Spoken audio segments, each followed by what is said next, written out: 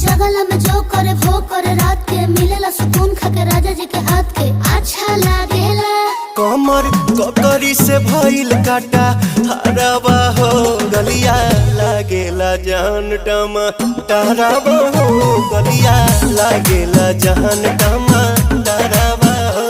कहे तोर गया तुझको मैं पार करना अपने खाला पहले हम के खिया करना तबे भइल बा कमरिया मोर चाह करना तबे भइल बा कमरिया मोर चाह करना चाह करना।